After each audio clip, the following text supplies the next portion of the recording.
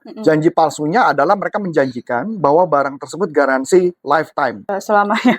seumur hidup Iya. gitu, seumur hidup. Nah, ketika garansi lifetime itu pengertian itu, rupanya dianggap garansi seumur hidup barang itu.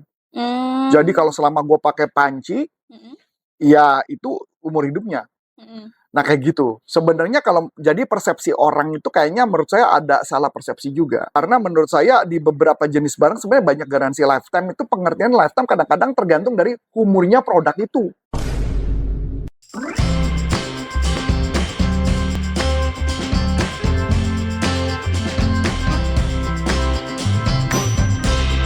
Anda punya customer, tapi udah kecewa dengan sales sebelumnya.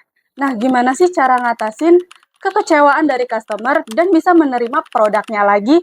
Langsung aja kita bahas dengan Coach Arif. Halo, Coach. Halo. Kayak bisa lagi ya, Coach, ya, keringetan gitu, Coach. Sebenarnya kan kemarin kan udah 2 konten tuh. Setelah 2 konten, kayaknya kalau disuruh bikin konten lagi, kayaknya saya udah nggak sanggup tuh. Makanya hari ini kan pagi, mumpung pagi, saya bangunnya pagi tadi pagi. Terus udah melakukan doa, renungan, dan sebagainya. Kemudian udah olahraga. Habis selesai olahraga, saya pikir nih kalau saya tunda, karena habis ini kan mau ngerjain, ada kerjaan lagi yang mesti saya kerjakan. Maka saya pikir, udahlah, rekaman aja dulu lah. Jadi ya ini belum mandi ya, karena bisa saya olahraga. Tadi juga lagi setting-setting, malah saya jalan kan. Iya. Saya jalan, karena habis ini selesai, saya masih jalan lagi. Saya harus jalan masih kurang lebih 5.000 langkah lagi. 5.000 langkah lagi. Oke. Saya olahraga 1 jam 10 menit tadi. Oke, wah menarik nih. Kalau teman-teman sales nih, apakah tetap masih olahraga aja? Ya kagak lah. Kalau door to door mungkin dia jalan ya, Coach? Ya jalan tuh bukan olahraga loh. Oh, jalan bukan olahraga, Coach? Bukan aja. Jalan itu kalau kita tidak latihan dengan benar, itu bukan kategori olahraga. Oh. Itu masuk kategorinya cuma aktivitas doang. Oh iya juga. Olahraga itu ada stretchingnya, ada proses ototnya, ada proses macam-macamnya dan sebagainya. Ya, berarti jalan doang nggak bisa ngurusin. Tidak bisa ngurusin, nggak bisa, mesti ada olahraganya. Oke, Coach. Nah, ini ada kasus nih, Coach, yang nanya ke Coach Ari. Ya, boleh. Ini tuh dia punya customer, dia tuh produknya jualan panci. Oke. Customer ini tuh katanya udah kecewa karena dikasih janji palsu terus dengan sales yang sebelumnya. Nah, gimana sih, Coach, cara ngatasin biar si customer ini nggak kecewa, Coach? Oke, sebelumnya ini adalah pertanyaan dari salah satu orang di grup WhatsApp grupnya Sales University. Betul. Jadi kalau Anda yang mau join di grupnya WhatsApp Sales University, kayaknya harusnya ada di deskripsi linknya untuk Anda masuk. Dan di situ nanti Anda bisa bertanya dan kita bisa diskusi membuat jadi konten. Betul. Nah, ini menarik nih, jadi dapat ilmu banyak. Nah, sebelumnya orang ini jualan panci dan dia sempat saya tanya, janji palsunya apa?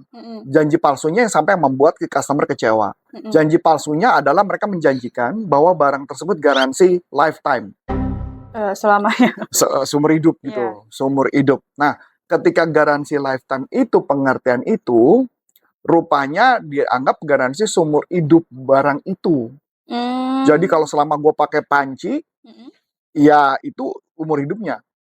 Nah kayak gitu. Sebenarnya kalau jadi persepsi orang itu kayaknya menurut saya ada salah persepsi juga. Karena menurut saya di beberapa jenis barang sebenarnya banyak garansi lifetime. Itu pengertian lifetime kadang-kadang tergantung dari umurnya produk itu.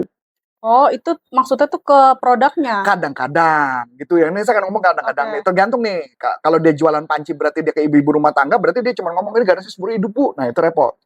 Oh iya. Nah kalau lifetime warranty, ada beberapa orang mengatakan lifetime itu artinya lifetime itu sepanjang umur produk itu. Kalau produk itu sudah discontinue, berarti produk itu udah nggak ada. Nah, yang jadi masalah, kemarin waktu ketika saya tanya, dia bilang produk tersebut pada dasarnya masih digaransi. Selama ibu itu kalau barangnya rusak, dia beli yang baru, yang rusak itu diganti.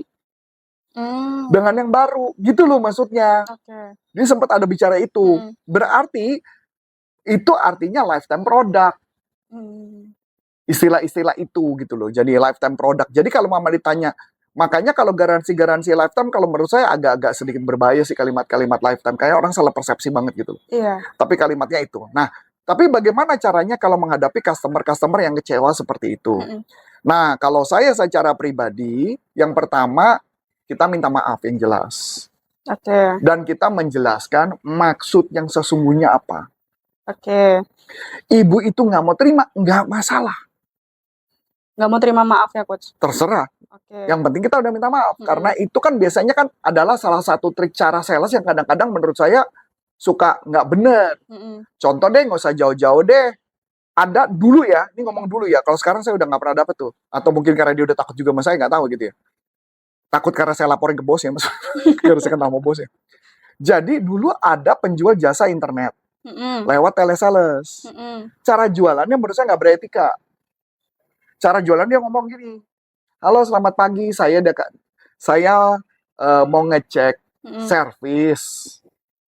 Selama ini internetnya gimana? Bagus atau enggak? Oh ya, bagus. Ada kendala sih gini-gini. Oh mohon maaf kalau tidak hal yang menyenangkan. Nah kebetulan nih, karena di tempat Anda sekarang ada internet koneksinya, baru saja dipasang kabel baru dan broadband, dan ini fasilitasnya akan lebih bagus. Oleh sebab itu kami ada penyesuaian harga. Kita tanya dong, penyesuaian harganya berapa? Ya katakanlah 25.000, 30.000 per bulan. Dan kita main iya aja kan? Iya. Nah, setelah iya, ternyata saya baru kenapa bisa ada kejadian 2-3 kali tentang penyesuaian itu. Di kalimat penyesuaian, saya curiga dong. Iya. Kalau penyesuaian 1 kali penyesuaian, penyesuaian 2 kali kan udah aneh dong. Penyesuaian 3 kali kan aneh dong. Iya. Saya telepon ke bosnya. Bos perusahaan itu, kebetulan saya kenal. Mantan bos saya salah satunya dulu. Begitu saya ajak ngobrol, dia bilang, nggak ada. Loh, berarti ini trik sales dong. Iya. Untuk menipu. Oke. Makanya kalau ketika ada lagi yang mau ngomong gitu, saya langsung ngomong. Lu jangan bohongin gue deh, gue tahu bos lu siapa. Ya kalau lu ngomongin ini, gue akan lapor. Nama lu siapa? Sebut nama lu. Abis itu tutup telepon saya buru-buru. Langsung ditutup gitu? Ditutup.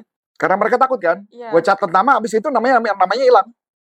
Iya. Karena saya kenal juga sama HRD direkturnya. Nah, makanya maksud saya kayak gitu loh maksud saya. Sales kadang-kadang memakai berbagai cara yang menurut saya cukup menipu. Makanya nggak aneh, di pelatihan saya di salah satu perusahaan alat berat, pernah ada satu buah pernyataan. Sales itu kayaknya harus bohong ya. Loh, sampai ada yang bilang gitu? Iya, saksi adil lah. Mereka menganggap bohong itu adalah sebagai hal yang lumrah. Cuma buat dapetin capai targetnya itu. Untuk mencapai target. Gitu Saya kan? bilang enggak. Sales tidak harus berbohong. Mungkin Anda juga nggak setuju, boleh tulis komentar. Iya. Orang akan mengatakan sales itu harus berbohong. Saya bilang enggak, sales itu jujur. Sales itu harus menyampaikan segala sesuatu yang sejujur-jujurnya tentang produk. Tapi kita juga bisa ngomong, kita cukup bisa saja ngomong hal yang baik, yang buruknya nggak perlu diomongin. Ya kan? Iya. Kan bisa gitu loh. Sampah pun bisa kita jual. Nah, jadi saya curiga teknik sales sebelumnya adalah dengan cara berbohong seperti itu supaya dia jualan. Yes. Nah, tugas kita cuma meminta maaf kepada ibu itu. Kita kemudian bisa gali kepada ibu itu. Mungkin jalin 2-3 kali kita datang, 4 kali dan sebagainya. Itu pernah bisa dilakukan. Saya kasih satu contoh. Ini bukan cerita saya. Iya. Ini cerita teman saya yang kebetulan pernah jualan. Jadi gini, teman saya mengajar di salah satu company. Katakanlah produknya adalah aki. Oke. Aki motor, aki mobil, Iya. aki lagi loh. Saya lupa di kota mana, tapi di daerah kayak Sumatera. Jadi ceritanya si perusahaan itu sudah majang produk. Dia sudah majang produk. Produknya produk-produk kompetitor yang dipajang. Jadi sebelum dia jual produk barang A, tapi karena dia kecewa, dia nggak mau jual lagi barang A. Dia jual barang B. Dia pajang lah seluruhnya barang B. Sales yang baru masuk, coba nawarin, ditolak dong. Dia bilang, saya kecewa sama sales kamu yang dulu. Oke. Apa tuh sales kamu yang dulu begini dan sebagainya. Tapi yang dilakukan, dia minta maaf, dan tapi dia terus datang. Mungkin dia datang seminggu sekali, dia datang. Tapi setiap dia datang, dia melakukan cara antisipasi berbeda. Dia tidak lagi jualan, tapi cuma datang nanya apa kabar. Ngapain lu kesini? Enggak, cuma nanya kabar. Kan temenan boleh dong. Oh, iya. Lama-lama dia bantuin tokonya, barang kompetitornya dipajang sama dia, dirapiin barangnya, didisplay dengan bagus dan sebagainya. Sampai satu titik beberapa bulan kemudian ditanya, lo mau nawarin apa ke gua? Kata owner. Langsung dia ngomong, enggak, saya nggak mau nawarin apa-apa. Udah, lu tawarin ya. Apa yang lu mau tawarin ke gue? Dan begitu ditawarin, langsung dibeli barangnya. Sejak saat itu, dia mulai tumpuk barang, dan sekarang hampir 70% barang dia lagi masuk. Wow. Nah, berarti pertanyaannya apa?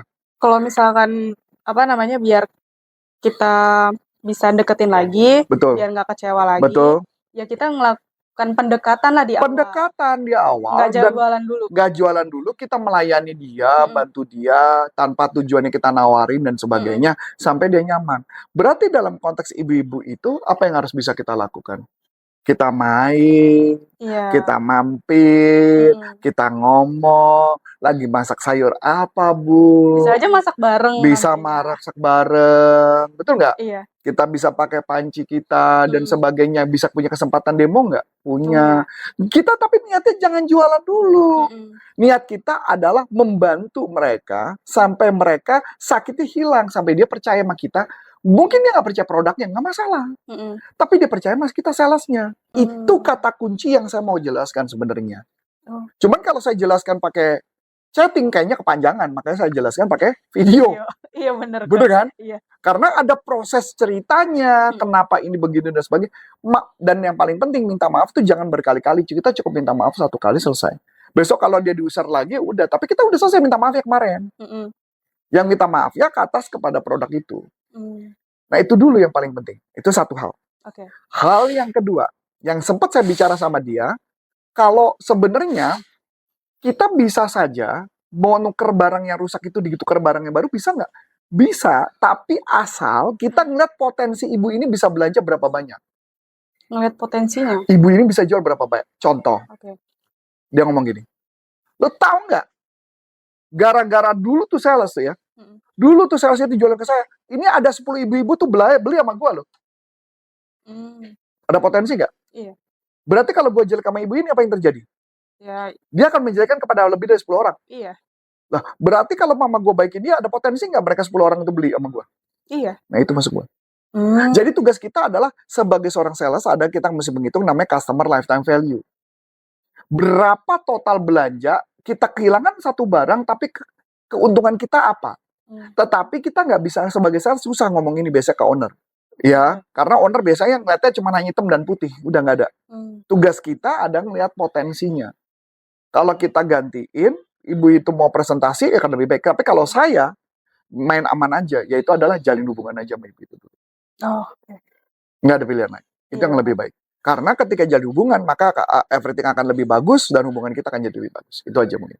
Iya, benar sih Coach. Kalau misalkan udah balik lagi kepercayaannya, itu pasti customer tersebut akan beli lagi, bahkan bisa aja berlipat-lipat orang yang akan ditawarkan untuk produk kita. Betul. Mungkin kalau misalkan teman-teman ada pertanyaan, langsung aja tulis di kolom komentar ya. Cukup sekian dari aku, Aulia. Dan saya Coach Antun Syarif, mengucapkan terima kasih, sukses buat Anda, dan sampai jumpa. Salam performance. Bye-bye.